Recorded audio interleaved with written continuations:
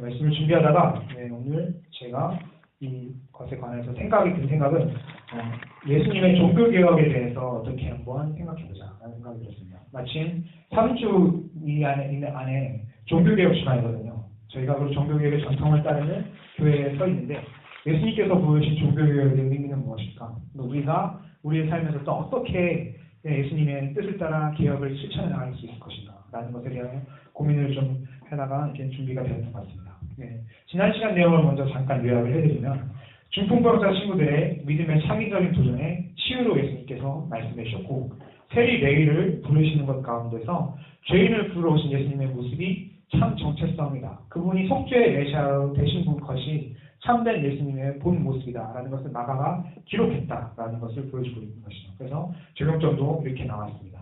중풍병자 친구들처럼 속죄의 메시아를 향해서 믿음의 고백과 도전을 하는 삶을 살아야 되고 또 낮은 자에게 다가오셔서 세리의 같은 자리로 같은 칙을 받으시면서 같이 먹어주시고 죄사함을 선포하신 예수님을 따라서 예수님의 복음을 이웃에게 전파하면서 속죄의 복음으로 합당하게 살아가는 교회 사역이 이루어져야 된다는 것이 지난 시간의 요점이었는데요. 이제 오늘은 그것에서 이어서 아까 말씀드렸듯이 예수님이 종교개혁에 대해서 특별하게 오늘은 이제 금식 논쟁과 안식일 두 번 논쟁에 대해서 설명을 하고 있는데 그거 가운데 어떻게 종교개혁을 이뤄가셨는가 라는 것을 살펴보자 합니다. 먼저 역사적으로 종교개혁이라는 것을 말씀드리면 다 아시는 분들이 퇴근한 시간에 배우셨겠지만 마틴 루터가 1516년 구텐베르크 성당에 95개조 방법문을 딱 넣은 다음에 선포가 됐던 엄청난 진리의 사건이 계속 세속사와 이제 세계사 영향을 주는 그리고 교회사도 바꿔버리는 이런 엄청난 일이 생긴 것이죠. 근데 종교개혁의 모토는 간단합니다. 오직 성경, 다른 것을 다 제하여 버리고 성경으로 돌아가자. 우리가 지금 안고 있는 이 로마 교회가 칠성내 사람이 죽은 것부터 장례까지 태어난 것부터 이렇게 시작해서 모든 사람의 인생을 주관하는 그런 성례를부터 시작해서 고해성사를 하고 여러 가지 복잡한 의식을 하는 것 가운데 정작 하나님의 말씀이 남아있지 않다라는 것을 심각하게 깨닫고 하나님의 말씀을 들음으로 우리 하나님을 알자. 힘써 하나님을 바로 알자라는 정신으로 돌아간 것이 종교개혁의 시작점이었고 그것이 정신입니다. 그리고 이 종교개혁의 전통을 따르는 교회들이 하나 둘씩 역사의 흐름을 따라서 오늘까지 이어졌는데 한국에서는 장로교 합동 그리고 저희가 속한 남양서교회도 그 교단에 속하여 있는 것이죠. 그런데 이런 교회들 모여서 쉽게 말하면 개혁교회, 종교개혁의 정신을 따르는 교회들이다 라고 설명을 하고 있습니다. 그런데 이 종교개혁의 원리를 한마디로 말씀드리면 이렇게 된 것 같습니다. 개혁된 교회는 항상 개혁된다 라는 뜻이에요. 그러니까 내가 종교개혁의 전통, 예수 그리스도의 말씀으로 우리 삶을 비춰서 고민하고 수정해 나간다는 전통이 있으면 이런 개혁된 교회는 날마다 말씀에 비춰 자신의 모습을 바꿔간다라는 것이죠. 그러니까 늘 가만히 있지 않고 역동적으로 자신의 죄악된 본성을 늘 하나님의 말씀까지 데리고 와서 잘못된 것은 늘 수정을 해야 된다는 그런 정신이 있는 것입니다. 그러니까 종교개혁의 전통에서는 가장 중요한 것은 바로 하나님의 말씀을 따라서 삶을 변화시킨다는 역동적인 신앙의 원리가 그 안에 녹아져 있는 것이고 그것이 로마 교회와 오늘날의 교회를 가르는 중요한 기준점이 되는 것이죠. 근데 사실 이 원리는요. 예수님께서 오늘 저희가 읽고 살펴나가 본문에서 사실 보여주신 방법들입니다. 하나님의 말씀의 원뜻이 무엇인지를 밝혀주심으로 당시에 잘못된 구습들, 오늘에 나온 것들은 금식이고 안식일에 대한 두 가지들이 있는데 그것들을 바꿔가시는 것을 보여주실 수가 있죠. 자 그러면은 또 다음으로 넘어가도록 하겠습니다. 저희가 이제 마가복음 설명하다 보니까 제가 제일 중요한 구조에 대해서 설명을 좀 빠뜨린 것 같다고 생각을 하더라고요. 구조를 설명하는 게 이해가 더 쉬우신데 구조를 빠뜨려서 다시 한번 제가 구조에 대해서 잠깐만 언급을 하고 넘어가도록 하겠습니다. 마가복음 총 3막으로 되어 있습니다. 3막. 그러니까 1막이 걷어지고 2막이 등장하고 3막이 되어 있는데 1막의 내용은 1장 1절에서 8장 26절까지 그래서 갈릴리와 그 주변부에 대하여 예수님이 사역하신 부분들을 담고 있고 8장 27절부터 10장 52절까지가 갈릴리에서 예루살렘으로 올라가시는 길에 대한 이 노정에 대해서 얘기를 하고 있습니다. 그리고 마지막 11장부터 16장 끝까지는요. 이 예루살렘에서 예수님이 하신 일, 곧 십자가의 죽음으로의 길로까지 이것을 모든 사역을 담고 있거든요. 그러니까 갈릴리, 그리고 갈릴리에서 예루살렘, 예루살렘에서 십자가로 이런 큰 세 가지 구조로 되어 있습니다. 오늘 저희가 읽을 부분은 갈릴리 사역의 초기, 여기를 후에는 갈릴리 1장에서 이제 8장 20절까지 과정에 딱 과도기 중에 중간 부분이라고 보시면 돼요. 여기 이후에는 예수님께서 하신 사역은 후반부 사역이 됩니다. 갈릴리 후반부 사역. 네. 그 중에서 이 갈릴리 후반부 사역이 중점적으로 다루고 있는 게 유대교 전통에 대한 도전이었다라는 것으로 알고 넘어가시는 게 도움이 될 것 같습니다. 네. 또 그리고 예수님의 아까 종교개혁 핵심을 원리를 제가 말씀드렸죠. 예수님의 종교개혁의 핵심은 결국은 구약의 말씀에 비추어서 하나님의 원뜻이 무엇인가를 확인해 가신 다음에 잘못 해석하고 있는 전통을 깨뜨리시는 것으로 하신다고 했는데 이것들에 대해서 하나하나 살펴봤으면 좋겠습니다. 먼저 저희가 읽어야 하는 부분은 18절부터 22절까지죠. 한번 먼저 읽어보도록 하겠습니다. 제가 먼저 읽고 성도분들이 교독하여서 읽으시면 좋을 것 같습니다. 제가 먼저 18절 읽도록 하겠습니다. 요한의 제자들과 바리새인들이 금식하고 있는지라 사람들이 예수께 와서 말하되 요한의 제자들과 바리새인의 제자들은 금식하는데 어찌하여 당신의 제자들은 금식하지 아니하나이까?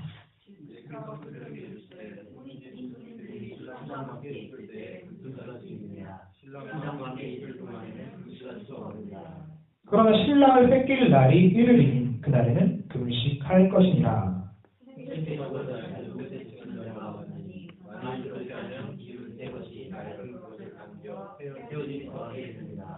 새 포도주를 낡은 가죽 부대에 넣는 자가 없나니 만일 그렇게 하면 새 포도주가 부대를 터뜨려 포도주와 부대를 버리게 되리라. 오직 새 포도주는 새 부대에 넣느니라 하시니라. 되어 있습니다. 네, 여기서 금식 논쟁이라는 것은요, 결국 옛 전통을 철폐하느냐의 문제로 핵심을 단어를 말씀드릴 수가 있습니다. 옛 전통을 철폐할 것이냐 말 것이냐. 그거에 대해서 예수님께서 설명하고 있죠. 이제 당시 유대교는 어떤 상황이었냐면요, 제가 말씀드렸죠. 새 출애굽을 위한 기대는 있었지만 그들이 원하는 것은 군사적인 메시아였고 정치적인 힘을 발휘하는 사람이었다는 걸 말씀드렸습니다. 근데 이 메시아가 오길 바라는 방식으로 유대 사람들의 신앙이 하나가 있었어요. 그게 뭐냐면요, 금식을 철저하게 하는 겁니다. 금식을 철저하게, 완전하게 잘 지킬수록 메시아가 더 빨리 오실 것이다 라는 전통이 있었거든요. 그래서 완전히 이 금식에 대해서 철저하게 지키는 것을 율법이 아니라 생활로 살고 있었습니다. 금식할 때는 철저하게 금식을 지켜야만 메시아가 빨리 오시는데 왜 금식을 안 지키고 이렇게 신앙에 게으르게 있느냐.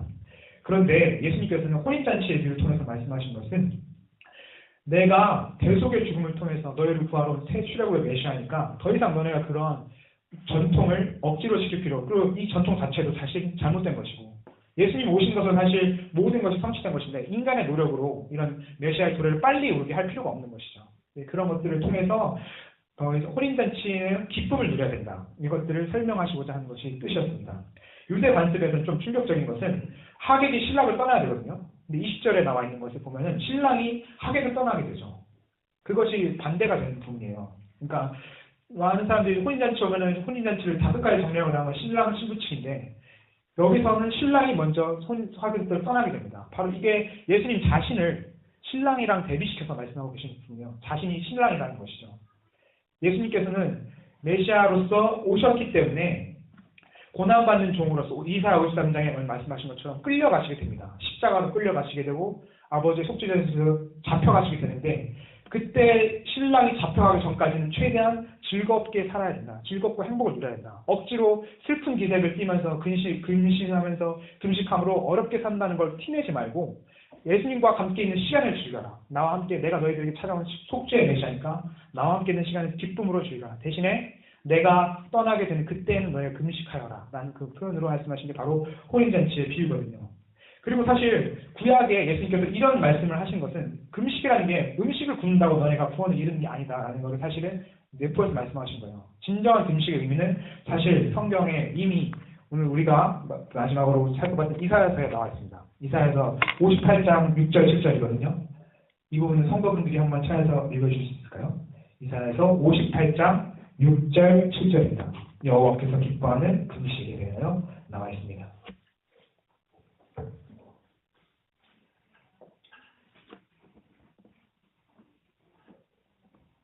네, 찾으셨으면 같이 한 목소리로 한번 읽으시겠습니다. 시작.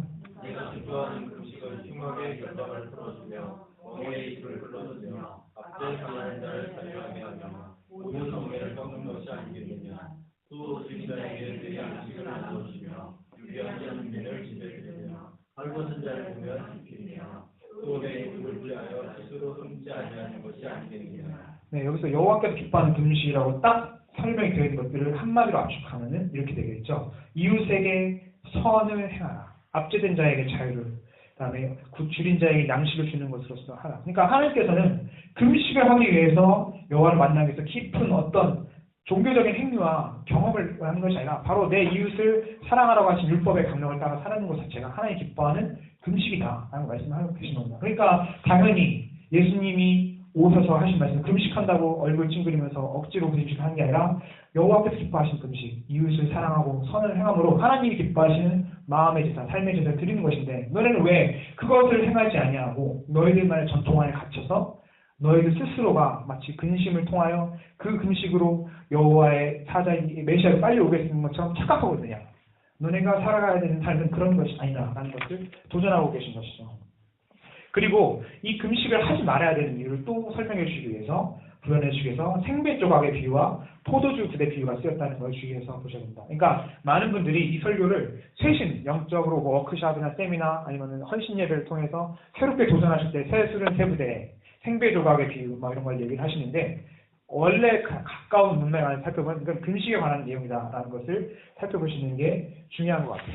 금식과 관련해서 있어서 이 예수님께서 이걸 말씀하신 이유는요, 생배 조각이 말하는 걸 간단하게 말씀드리고, 세포도주와 생배 조각은 예수님과 함께하는 새로운 구원의 시대의 새로운 전통이 된다라는 것이죠. 새로운 형식, 제도가 되는 것이고, 나이브롯과 나이론 가죽 부대는 금식으로 대표되는 유대인만의 전통, 바리새인들, 서기관들이 자기들만 해석한 율법의 전통이다라는 것인데, 이 둘이 절대로 어울릴 수 없다라는 것을 설명해주고 계신 것입니다. 그러니까 당연히 쇄신에 대한 내용이 포함되어 있지만 예수님께서 말씀하신 새 출애굽의 의미는 이런 복음의 내용, 생배조각과 세포도주의 복음의 내용이 왔으면 그것을 담아내기 위한 새 부대, 새로운 옷이 필요하다라는 것을 있죠. 그것이 구약에는 이스라엘 공동체라는 제한된 곳이고, 하나님의 백성이 사막에서부터 광야에서 훈련받아 가나안에 정착하는 그 모든 역사의 과정으로 하나님께서 하나의 그런 가죽부대, 옷을 말씀하셨다면, 이번에 말씀하신 새로운 옷과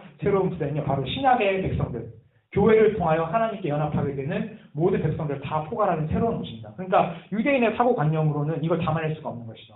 둘은 절대로 어울릴 수가 없는 것이기도 하고, 마찬가지로 예수님께서 말씀하신 거는, 그러니까 새로운 복음, 예수야의 새 출애굽이 왔으면 이걸 담아내면서 너네가 만나야 되는 새로운 공동체는 교회가 될 것이다 라는 것을 암시해 두고 실제로 실현해가는 과정이 복음서 이게 사도행전의 모습이 되는 거죠.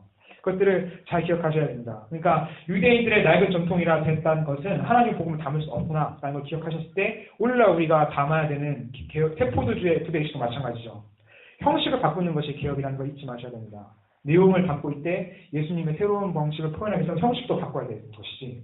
그랬을 때, 그러니까 예수님을 온전히 알았다고 착각하게 되면서 우리 형식이 옛 구습으로 쫓아가게 되는 순간 오해에 빠지게 된 게 바로 로마 교회가 했던 행동인 것이죠.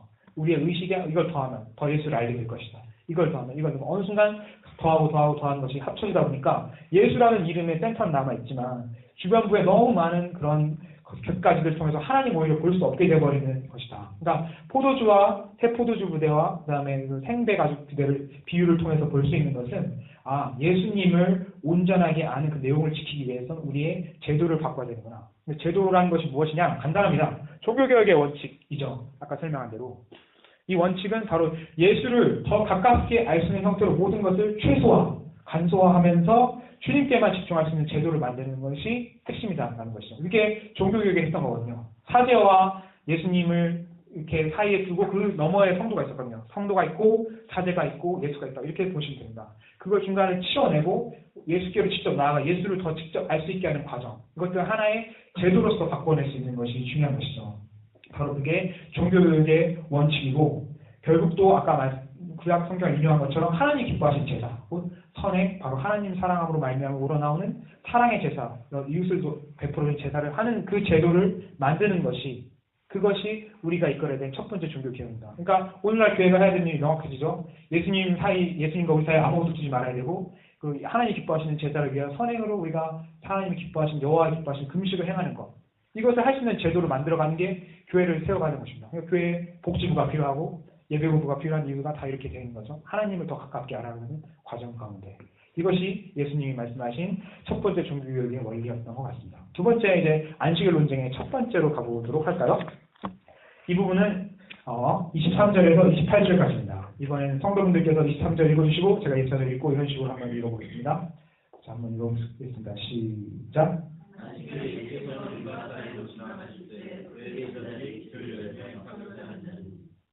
바리새인들이 예수께 말하되 보시오, 저들이 어찌하여 안식일에 하지 못할 일을 하나이까?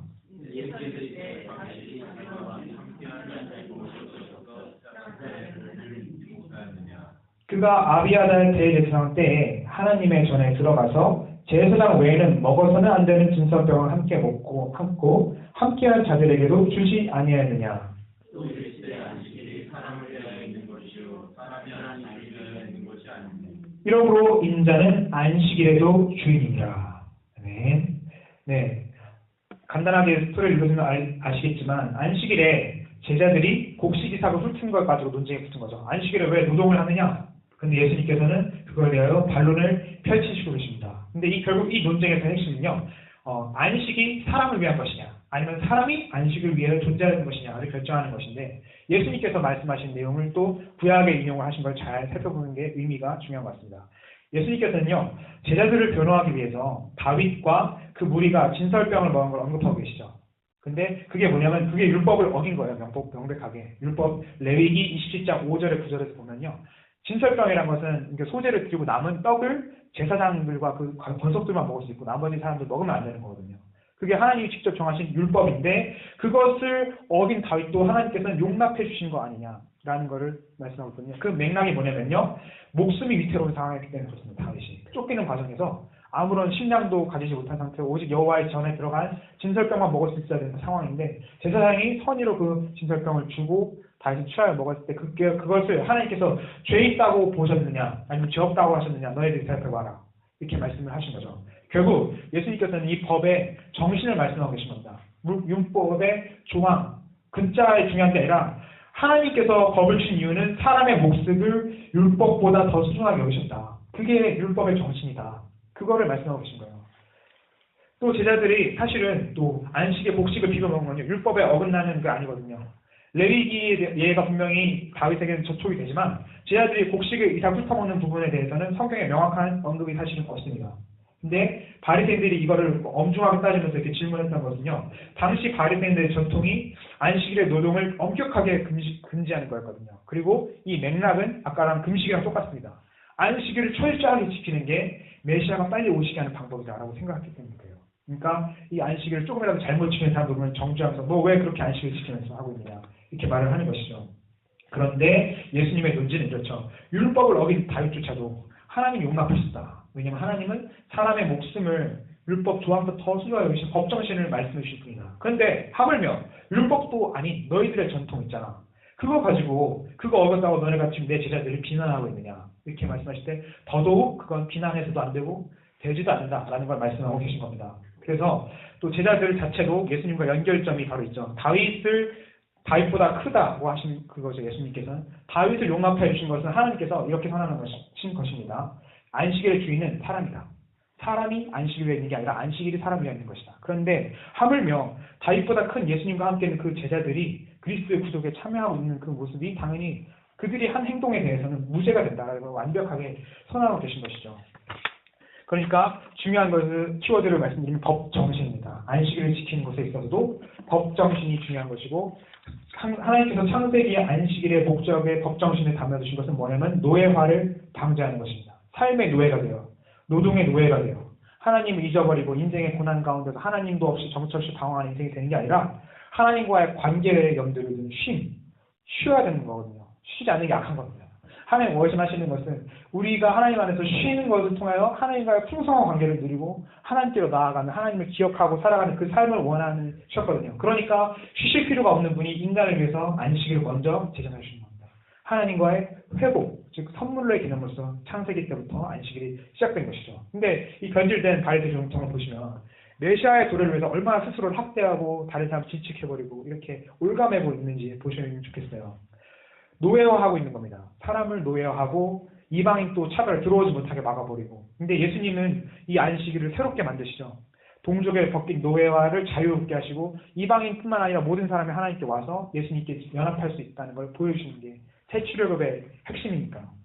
그래서 안식일의 성수인 열심을 또한 우리가 잘못 만들어가고 있는 것은 아닌가 봐요. 유대 전통을 따라서 안식일에 이것도 해야 된다, 저것도 해야 된다, 아니면은 영혼의 쉼이 없이 너무 그냥 이렇게 급박하게 달려가는 그런 일주일의 마지막으로서의 안식일로 익숙해져 있는 것인지, 내지는 아무것도 그냥 하지 않고 너무 극단적으로 나가서 그냥 이것도 좋고 저것도 좋고 어차피 주일날은 그냥 쉬는 날인데 뭐 이렇게 하는 건 둘 다 잘못된 태도일 수밖에 없는 거는, 포인트는 그게 아니라 하나님과의 관계라는 것이죠. 무엇을 하든 어디 있든지 간에 하나님과의 관계 안에서 충분한 쉼을 누리고 있는 게 바로 안식일을 지키고 있는 것이고, 그렇게 충분한 쉼을 누리는 가운데 자유하게 되는 게 안식일의 기쁨을 누리는 것이기 때문에 법정신을 잘 기억해서 지켜라. 너네가 지켜야 될 율법적인 조항, 이렇게 글로 적어진 거 사람이 강요하는 게 문제가 아니라 나의 법정신, 예수님께서 말씀하신 안식의 법정신은 바로 자유고 하나님과의 관계에서 풍성한 것을 누리며 쉬는 것이다. 이걸 잊지 말라는 걸 예수님께서 말씀하신 것입니다. 그러니까 당연히 오늘날에도 적용되죠. 아까 말씀드린 것처럼 오늘날 한국교회를 보면은 되게 안식일을 지키는 데 있어서 극단적인 형태가 많이 있는 것 같아요. 지나치게 율법적으로 나가서 주일 새벽부터 오후 끝까지 일로 풀로 채우신 다음에 영적으로 탈진돼서 오는 분들이 있는가 하면, 예배만 드리고 오늘 예배 드렸으니까 골프 치고 편하게 한번 놀아볼까 하고 이런 식으로 하시는 그런 극단적인 모습이 있는 건데, 둘 다 잘못된 것은 이유는 무엇을 했느냐 무엇을 안 했느냐의 문제가 아니라 하나님과의 관계 안에서 쉬었느냐 풍성한 관계를 누렸느냐, 그거의 문제에 있어서 둘 다 녹아되기 때문에 그런 것이죠. 그것들을 잘 기억하셨으면 좋겠습니다. 만약 그래서 우리가 하나님과의 관계 안에서 풍성하게 잘 쉬고 있다면 우리는 예수님과 연합된 새 출애굽의 백성이고, 그렇지 않다면 여전히 우리는 바리새 전통에 속한 또 하나의 종교개혁의 반대편에 있는 사람이 되어 있는 거겠죠.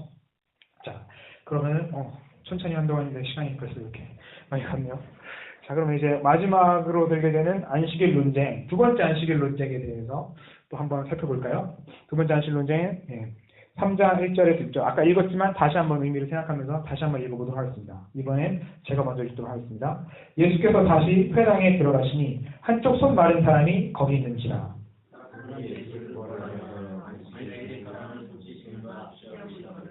예수께서 손 마른 사람에게 이르시되 한 가운데 일어서라 하시고,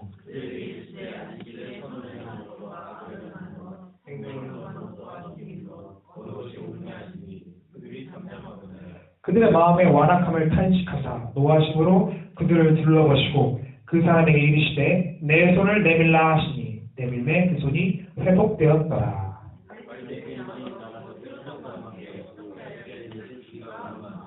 네, 이제 이 본당락을 마침으로 예수님의 전반기 갈릴리 사역이 마무리되면서 12제자가 세워지는 것으로 새로운 사역이 시작됩니다. 근데 그 전에 이제 안식일 논쟁으로 끝나는 게 의미가 있어요.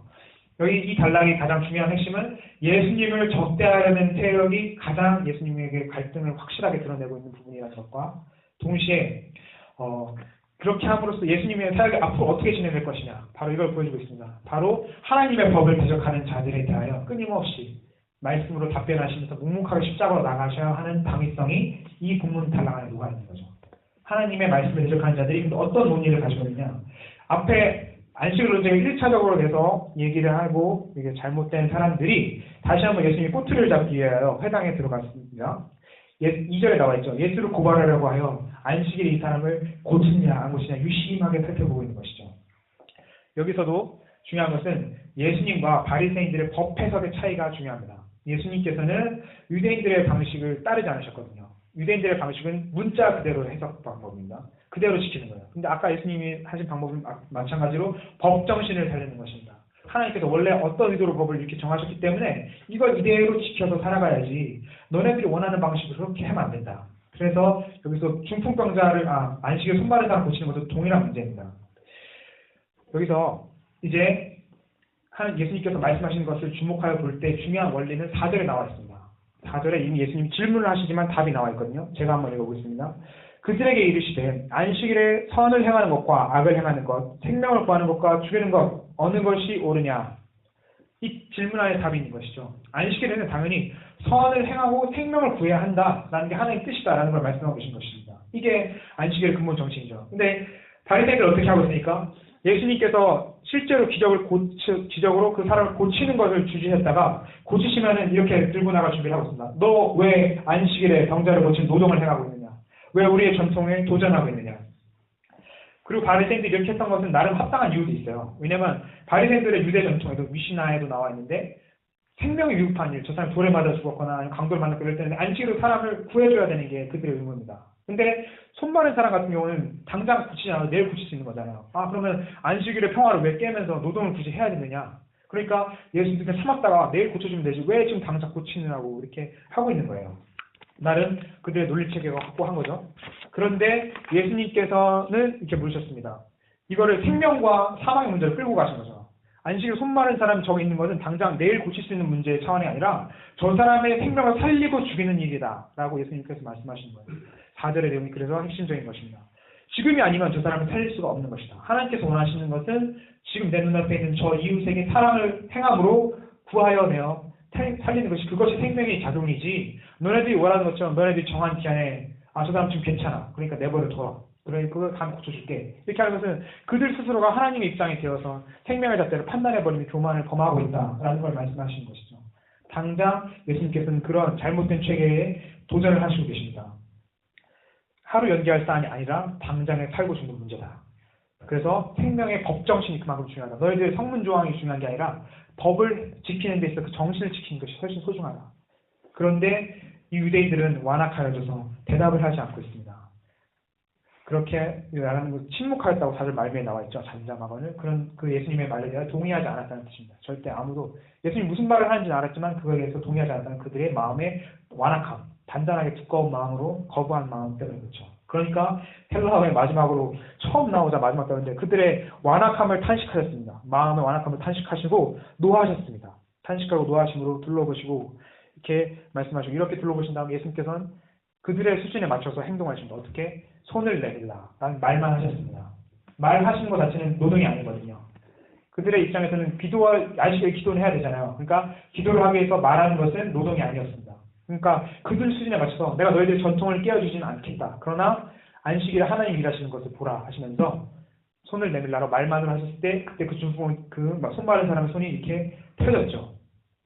그렇게 하는 것을 통해서 예수님께서는 보여줍니다. 너희들이 원하는 전통이라는 게 그게 소중하다면 난 너희들에게 맞춰줄 수는 있다. 그러나 내가 해야 하는 것은 바로 아버지의 뜻이니 바로 사람을 살리는 것, 생명을 구하는 것, 선을 행하는 것이다.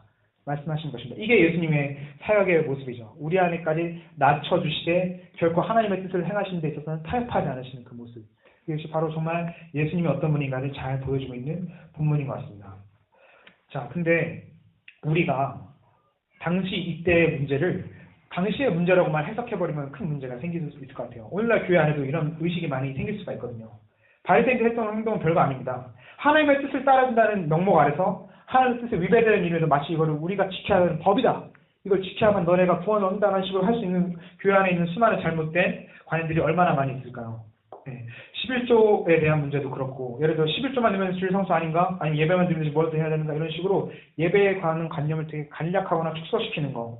또 극단적으로 예배를 하면서 이런 걸 하면 되지 왜 이런 것은 안 하면 안 되냐? 예배는 주일날 피곤하다. 이렇게 하면서 하는 모든 전통은 각자의 특성에 맞춘 전통, 바리새적인 전통인 것이죠. 내가 원하는 방식에 하나님의 율법의 잣대를 끼워 맞추는 것이지 하나님이 원하시는 게 무엇인지 구하지 아니하고 내 멋대로 행하는 거. 그것이 예수님께서 질타하고 계신 것입니다. 바리새의 전통은 하나님의 말씀 지켜 열심으로 나온 것이지만 문제는 그 열심으로 인해서 하나님이 원하시지 않는 방향이 나올 수 있다는 게 예수님께서 말씀하신 거죠. 그래서 예수님이 말씀하신 원칙을 기억하는 게 중요한 것 같습니다. 생명을 살리는 것, 선을 행하는 것, 그것이 하나님의 법정신이면 그게 안식일이 있어야 되는 이유이다. 잘 기억하시면 좋겠습니다. 그렇게 해서 예수님께서 말씀하시죠. 인자가 안식일의 주인이 되신다. 하나님의 원하시는 방식으로 안식일을 온전하게 지키는 방법은 예수님 안에서밖에 나을 수 없는 것입니다. 자, 그런데 이런 것을 보고 이제 마지막 아이러니를 드러내주는 건 사실은 6절에 나와 있죠.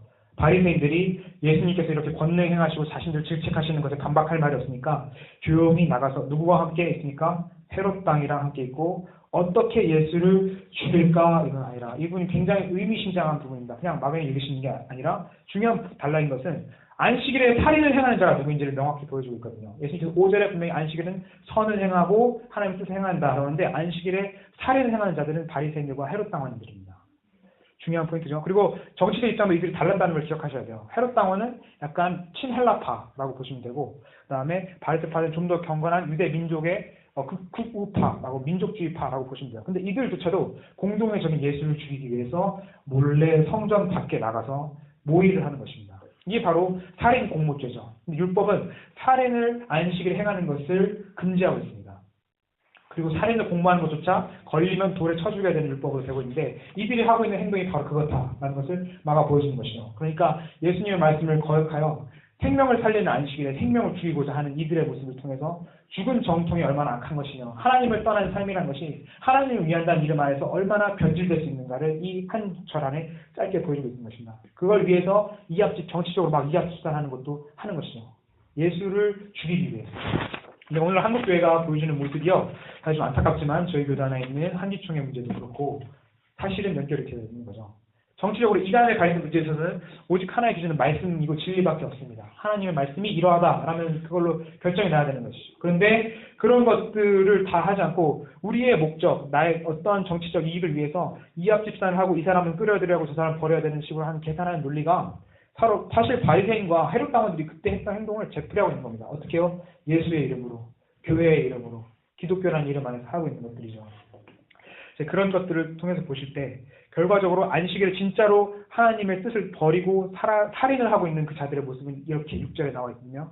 우리는 예수님의 법을 따라서 5절에 나와 있는 것처럼 생명을 살리고 선을 행해야 되는 안식일을 정신시켜야 된다는 것을 말씀하고 있는 겁니다. 만약 그렇지 않다면은 우리는 태출애굽에 속한 사람이 아닌 것이고 그들과 똑같이 멸망의 길로 가는 사람이 되는 것이죠. 네, 그런 걸 통해서 볼 때 기독교의 변질을 오늘날 이것을 그때 당시의 말씀으로 끌어들이는 것이 아니라 생각하시면 좋겠습니다. 죽은 정통이라는 이름으로 예수 없이 이루어진 것들이 너무 많이 있는 것 같아요. 복음이 주는 생명과 안식을 뺏어버리고 자유를 뺏어버리는 것들. 교회 안에 수많은 미성숙한 모습이 있습니다. 건물, 프로그램 이것들이 또 아니면 어떻게 우리 교회가 돌아갈 수 있습니까? 내지는 우리 교회라면 마땅히 이런 것들을 행해야 되는 거 아닙니까? 왜 우리는 이런 것들을 하지 않고 가만히 앉아 계시니까? 목사님 너무 스케일 작은 거 아닙니까? 우리가 이렇게 으쌰으쌰 할 수 있는 것들인데 왜 이렇게 조용히 계십니까? 근데 이런 것들은 정확히 예수님께서 말씀하신 법 정신보단 외형을 유지하는 것에 의미를 두고 있는 게 아닌가 생각을 하셔야 됩니다. 외형의 유지를 두고 있는 것은 바로 바리새인과 헤롯 당원들이 함께 했던 것이죠. 눈에 보이는 정치적인 영향력을 얻기 위해서 예수를 죽이려고 했던 그 모습이 바로 살아있습니다. 오늘날에도. 인간이 부패하였기 때문에 악함이 우리 안에 있는 거죠. 그런 것들을, 그러니까 그때 당시의 문제를 그때 문제로 보는 게 아니라 오늘의 문제까지 끌어올 수 있는 것은 인간의 본성이 그만큼 죄악되었고 악한 본성이 남아있기 때문에 오직 이걸 해결할 것은 마가복음의 계속적인 메시지인 태출애굽의 메시아 예수를 만나는 것밖에 없다라는 것으로 결론이 나야 되는 것 같습니다. 자, 이제 그런 좀 길었지만 결론으로 내도록 하겠습니다. 네, 졸리신 것 같으니까 성경 구절 좀 나눠서 찾아볼까요? 그러면 여성도분들께서 사무엘상 15장 22절 찾아주시고요. 남성도분들은 호세아 6장 6절입니다. 이렇게 나눠서 사실 순서대로 읽으셨으면 좋겠습니다. 여성도분들께서 사무엘상 먼저 읽으시고 남성도분들은 그다음에 호세아 6장 6절 읽으시고 제가 미가서 6장 8절을 읽도록 하겠습니다. 세 가지를 읽어보면서 결론을 시작하도록 하겠습니다. 사무엘상 15장 22절을 여성도분들이 읽어주시고요. 그 다음에 남성도분들은 호세아 6장 6절입니다. 호세아 6장 6절입니다. 네, 그리고 저는 미가서 6장 8절을 읽도록 하겠습니다. 네, 같이 한번 먼저 찾으신 순서로 여성분께서 읽어주실까요? 시작. 여호와께서 번제와 다른 제사를 그의 목소리를 청송하는 것을 좋아하시지 여호와시리이까 순종이 제사보다 낫고 믿는 것이 신앙의 기름보다 나으니. 네, 다음 남성분께서 읽으시겠습니다. 시작. 나는 제사를 원하고 제사를 원하지 않으며 번제보다 하나님을 아는 것을 원한다. 제가 미가를 읽도록 하겠습니다. 사람아, 주께서 선한 것이 무엇임을 내게 보이신다니 여호와께서 내게 구하시는 것은 오직 정의를 행하며 인자를 사랑하며 겸손하게 내 하나님과 함께 행하는 것이 아니냐. 네, 이게 구약의 면면에 흐르고 있는 하나님의 마음이고 이게 예수님의 사실 종교개혁의 본질인 것 같습니다.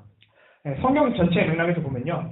메시아의 종교개혁 범위는 사회제도나 정치 영역을 건드리지 않습니다. 오직 개인의 차원에서 한 사람의 영혼이 하나님 앞에 반응하여 회개하고 돌이켰는가 안 돌이켰는가 그거를 묻고 있거든요. 그러니까 저희가 오늘날 생각하는 개혁의 범위, 대상도 그렇게 좁혀보는 게 좋은 것 같습니다. 하나님 나라의 신비가 그런 거거든요.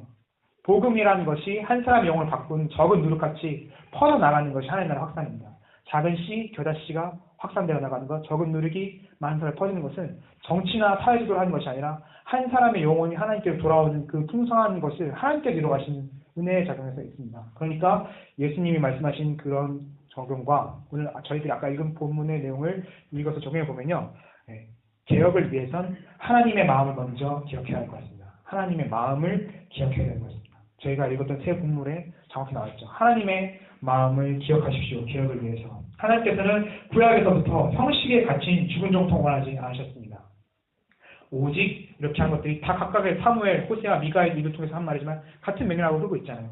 죽은 정통 원하는 게 아니라 살아있는 하나님과의 동행, 하나님 원하시는 기쁨의 선행의 제사를 원하신다라고 말씀하고 계십니다. 이것이 신약의 백성들이 드려야 되는 영적인 제사 똑같은 거거든요. 그때의 원리가 지금도 똑같이 반복되는 겁니다. 예수님을 통해서 변화가 된 게 아니라 더 완전하게 완성이 된 거죠. 그것들을 잊지 않으셨으면 좋겠습니다. 원래 그것이 예수님이 말씀하신 하나님의 법정신을 지키는 것입니다. 근데 교회 안에서조차 바리새인처럼 마음 완악하게 듣지 아니하고 교회에 다니는 게 뭐 별거 있냐? 예수님 말씀 따른다는 게 뭐 별거냐 하면서 수많은 다른 철학들과 오도된 진리로 말을 하고 있는데 이거는 성경에 있는 하나님 마음을 알지 못하는 것 때문에 그렇죠. 개혁을 하기 위해서 제일 중요한 것은 제도의 정비랑 어떤 방향성의 설정이 아니라 각 성도 개인이 하나님의 마음을 깨달아 아는 것이 먼저 중요한 것 같습니다. 그게 하나님 나라에 임하시는 방식인 거라고 생각합니다. 두 번째는요. 우리가 할 종교개혁은요. 무엇이냐면 각자가 서 있는 곳에서 작은 행동을 바꾸는 것. 개인적인 거니까. 개인적인 우리의 삶에서 행동 하나 작은 것부터 바꿔가시는 것이 우리의 종교개혁의 시작이라고 생각합니다. 루터가 거창하게 생각해서 비텐베르 그걸 박은 게 아니에요. 자기 스스로의 구원을 고민하다가 내가 이대로 가다가 하나님 앞에 영원한 죄인으로 버림받겠다는 걸 깨달아서 그 비텐베르 그거의 진리가 차고 충만하니까 다른 사람이 말하자면 견딜 수 없는 상태가 돼서 그렇게 행동을 용감하게 했습니다. 각자가 서 있는 곳에서 작은 행동 하나로부터 변화되는 우리의 신앙 가운데서 종교개혁이 우리 안에 종교개혁이 시작된다고 생각합니다. 가정에서 직장에서 우리의 마음으로부터 복음에 대한 개혁이 시작되고 이 개혁을 예수님이 말씀하신 새 포도주를 따라서 새 포도주 두 대를 따라서 이루어진다면 형식, 바로 교회의 형식이죠. 광야 공동체인 교회를 통해서 만들어진다면은 이것이 우리 안에 종교개혁이 시작되는 것이죠. 대표적인 것으로 말씀드린 게 우리들이 말씀과 기도 생활을 할 수 있는 경건 생활입니다. 경건 생활을 특별하게 그냥 교회에서 말씀 읽어라, 교회에서 기도해라 하니까 하는 것이 아니라 예수님의 개혁에 동참한다는 생각으로 우리가 경건한 진짜 이 경건 생활 중요한 거나 하고 실천했으면 좋겠습니다. 이렇게 말하는 저에게도 굉장히 부담이 되는 거죠. 실제로 경건의 능력이 없는 저의 모습을 보면서도 많이 도전이 되지만 중요한 것은 어쨌든 이런 경건 생활을 하나님을 경외함에 따라 기쁨 없이 한다면요. 또한 이것 또한 죽은 바리새 정통이 될 뿐이라는 걸 또 잊지 않으시면 좋겠습니다. 말씀 역시 중요하지만 하나님을 사랑함 없이 우리 안에 어떤 형식으로만 남아지지 않도록 우리 안에 종교개혁을 위해서 경건 생활이나 이런 것들을 새롭게 한번 시작해야 하는 것도 중요한 것 같습니다. 또 그것 외에 각자 집안에서 직장에서 할 수 있는 개혁이라는 게 사실 모호하게 느껴질 수가 있잖아요. 근데 사실 곰곰하게 생각해 보시면 사실 여러분의 양심이 다 답을 알고 있습니다. 각자의 상황이 다 다르지만 내가 바꿔야 될 교회의 문화와 내가 바꿔야 될 직장에서 이런 문화들은 무엇일까? 아니면 내가 집에서 이런 것들은 바꿔야 돼. 이런 것들이 부딪히는데 이런 건 어떠할까? 우리 사실 양심은 답을 알고 있잖아요. 근데 그런 것들 가운데서 그것들을 조금씩 바꿔가는 것이 바리새인의 죽은 정통주의에 갇히는 것이 아니라 우리 안에 새로운 하나님의 법정신을 발휘해야 되는 과정인 것 같습니다. 그게 종교개혁이죠.